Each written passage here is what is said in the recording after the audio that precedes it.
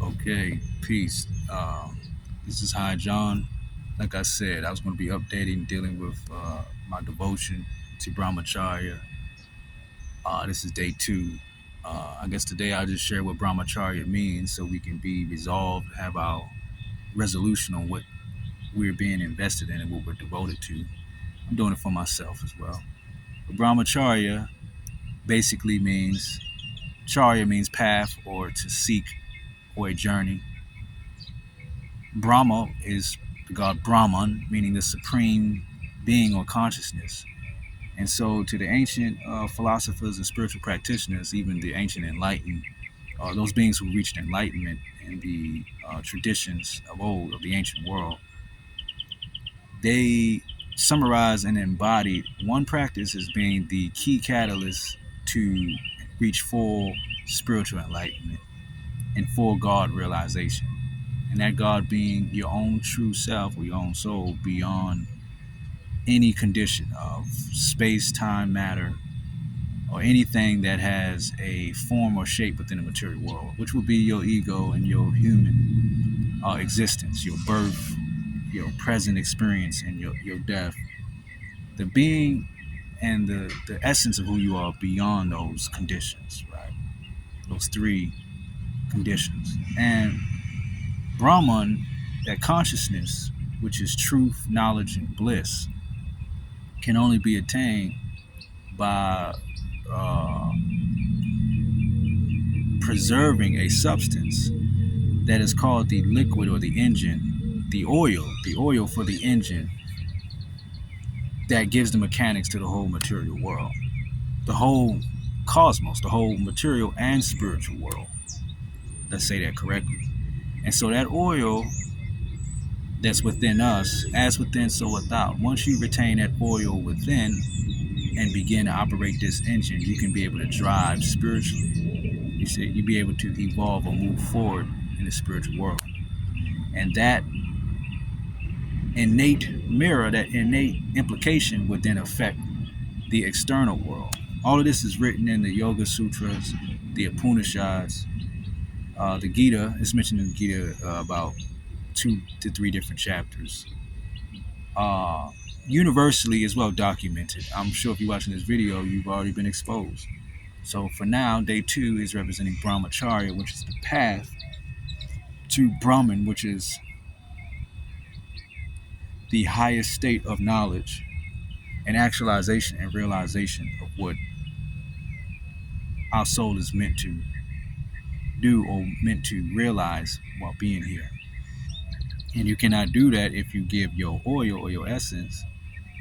It's like someone stealing the oil out your car and using it for their car. When you give it to, or you waste it, if you waste it, or you give it to one particular house. I want to say this one last thing and then you'll get it. Imagine Brahman dwelling in the highest temple in your particular state, the highest, most revered temple in your state. That's where Brahman dwells, right? What Brahmacharya means is to be on the acharya, to be on the charya, the path to that temple with no distractions.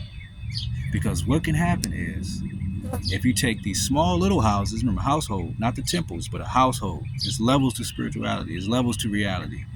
A household is in the second and third realm, a household. A temple is in the seventh and highest world. When you're navigating in this realm, this 3D dimension, and you find yourself today, which is my day, day two, if you find yourself today in a household and you impregnate the Shakti, Shakti means divine feminine principle, you impregnate that divine feminine entity with your essence, with your soul, you will trap yourself in that house for the remainder of your session here in this particular life you're in. Do you understand? Meaning you distracted yourself from staying on the path to go to that the highest temple that's in your particular state. If you made it to that temple, you'd impregnate the divine feminine there, and she would be the supreme Shakti, the Adi Shakti is what they call her. But that's what Brahmacharya means. If you get trapped in a strip club or a whorehouse, right, or a brothel and you waste your oil or your substance or your energy there, you'll literally be trapped within that cycle or that round, which is lower than the third and second round. That would be the first, which is Bu Loka, or the root chakra, and even below that in the hellish regions. That's what pornography and wasting your semen would do while you're masturbating on Shaktis that literally are just using it for their own energy. Whereas a wife in a household, which is the second world or the third world, she'll use that energy to construct a little universe within that household. And hopefully you'll be content with what she is able to uh, facilitate and organize, like what she's able to magically put together as your experience. I know that many humans, for as long as humans have had civilization, have been quite content. Some of them satisfied with what reality they Shakti or they feminine principle could give them, their wife or whatever you want to call her. But if you settle yourself for that mini universe, right, you're limited with your level of bliss and realization and liberty if you don't go for that higher Shakti, which would be in the temple, this the highest temple in your particular city. So that's what Brahmacharya means. And that reaching of that station of that highest temple has many implications. It means that you're able to liberate your soul, you're able to get realization of God, you're able to remove yourself from all or detach yourself, renounce all suffering that are in those lower houses or buildings or domestic realms that are lower than that temple. So that's what Brahmacharya means, to devote yourself on a pilgrimage to the highest pinnacle of spiritual experience today. Not tomorrow, not yesterday, today.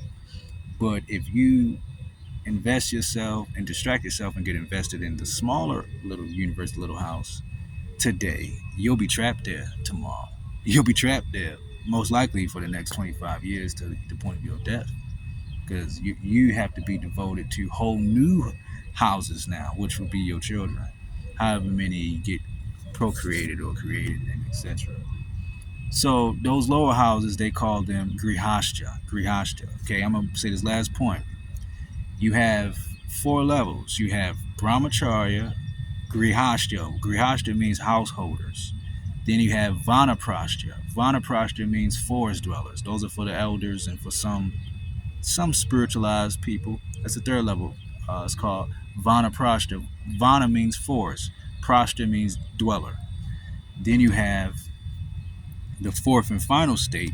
It's called Sadhana. Sadhana. That's for the human beings in society who want to reach Brahman. Now, remember I said I started with the first level, which was Brahmacharya, meaning they have it selected in the East that the youth, all of the children, devote themselves to God from birth up until about the age about marriage, right, in household. If that child or children within that society decide to devote their whole life to that supreme state or that supreme goal of what we even came here in this material world for, or the only reason that will give a point to why we're here,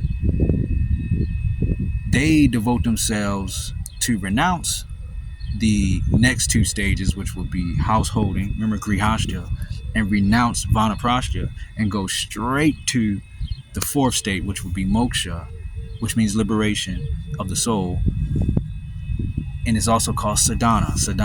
And those individuals who go straight from Brahmacharya and remain brahmacharis for the rest of their life, they stay on the path to that highest temple. You understand? So the formula and formality that I'm sharing with you is not random. It's not circumstantial. This is not something I'm pulling out of thin air. I'm not imagining this. I'm saying Brahmacharya is the highest goal that was established and presented by the highest of enlightened spiritual practitioners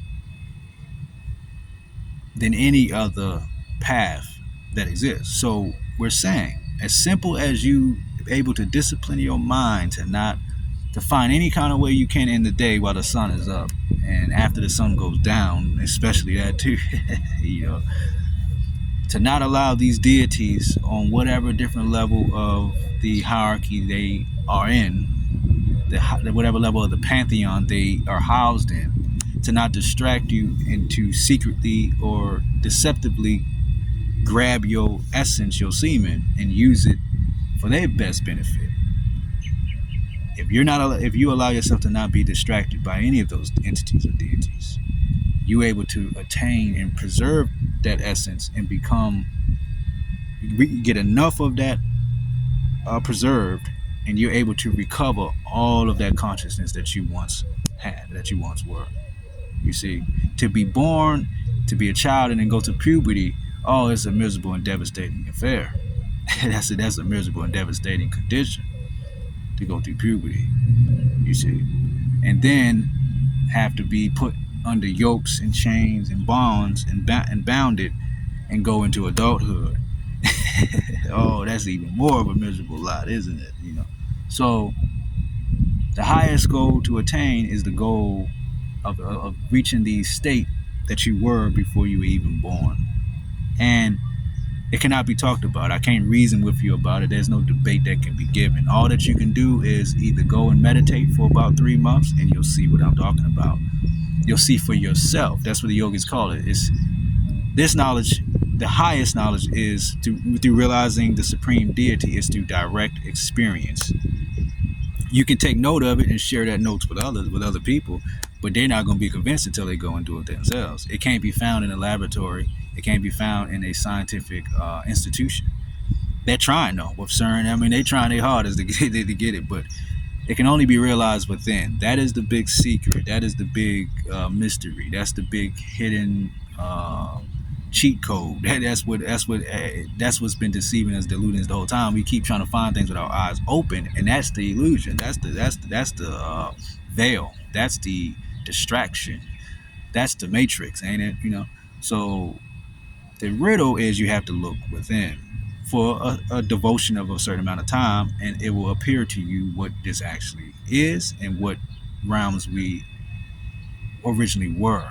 And so you also can do cheat ways to get there, but I wouldn't necessarily say you should invest your whole entire every day with that. But that's with psychedelics, etc. They'll give you a real cheap pass where you can get a ticket to get on that train right quick and get to the destination and get back home very quickly. But I suggest you do that for the benefit of the evidence of it being real. That's all, because it is dangers of investing in your daily activities doing those substances, for sure. So what is the ideal path that was suggested? Well, the path of Brahmacharya. Don't cheat. Don't try to cheat your way. Do it the genuine and the most sincere way, which is through devotion. And that's where I'm at. I've been doing this for a long time now, for a good 7 to 10 years.